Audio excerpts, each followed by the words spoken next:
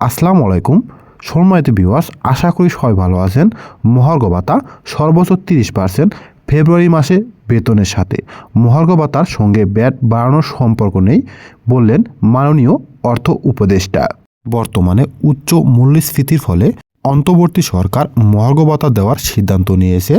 আজকের ভিডিওর মাধ্যমে আমরা জানব কবে নাগাদ মহার্ঘ ভাতা কার্যকর করা হবে এবং কত পার্সেন্ট হারে মহার্ঘ ভাতা দেওয়া হবে। আশা করি ভিডিওটি ধৈর্য সহকারে শেষ পর্যন্ত দেখবেন। তাহলে চলুন শুরু করা যাক। আজকে 22শে জানুয়ারি রোজ বুধবার সন্ধ্যা 6:30টার দিকে মহার্ঘ ভাতার বিষয় নিয়ে একটি প্রতিবেদন প্রকাশ করেছে দৈনিক বাংলাদেশ প্রতিদিন পত্রিকা। মহার্ঘ ভাতা সর্বোচ্চ 30% ফেব্রুয়ারি মাসে বেতনের সাথে মহার্ঘ ভাতার সঙ্গে ভ্যাট বাড়ানোর সম্পর্ক নেই বললেন অর্থ উপদেষ্টা। চলুন তাহলে দেখে নেওয়া যাক প্রতিবেদনের ভিতরে কি বলা হয়েছে। মহার্ঘ ভাতার সঙ্গে ভ্যাট বাড়ানোর কোনো সম্পর্ক নেই জানিয়ে অর্থ উপদেষ্টা ডক্টর সালেউদ্দিন আহমেদ বলেছেন, বাংলাদেশ হচ্ছে সবচেয়ে কম করদাতা দেশ।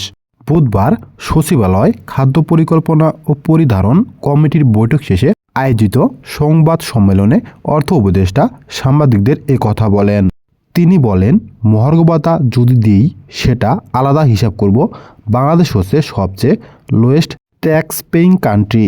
সাংবাদিকদের প্রশ্নের উত্তরে তিনি বলেন, আমি যতটুকু জানি ফেব্রুয়ারি মাসের বেতনের বেসিকের সাথে যোগ করে সর্বোচ্চ 30% হারে মহার্ঘ ভাতা দেওয়া হবে সরকারি চাকরিজীবীদের। তিনি বলেন, 125 টাকায় পৃথিবীর কোনো দেশে চশমা পাওয়া যায়, ওখানে 15 টাকা বাড়বে। খাবেন 600 থেকে 700 টাকা, 20 টাকা ভ্যাট দেবেন না।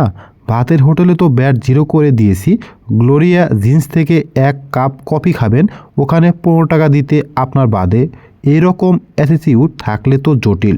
দরকার হলে 20 টাকা বেশি দিয়ে মিষ্টি খাবো। আমাদের রেভিনিউ এত কম যে পুরো পিকচারটা আপনাদের কাছে এখনও আসে নাই, আসার কথাও না। সাংবাদিকদের প্রশ্নের জবাবে অর্থ উপদেষ্টা বলেন, আমি কিছুদিন আগে ইসলামিক ডেভেলপমেন্ট ব্যাংকে গেলাম। আমরা যখন আসি $135 মিলিয়ন এলএনজি আমদানির বিল পাওনা ছিল।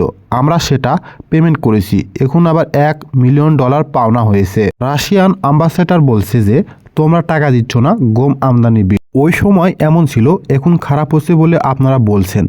ওই সময় যে খুব ভালো ছিল তা কিন্তু না। আমার যারা সমালোচনা করে বেশিরভাগই আমার ছাত্র।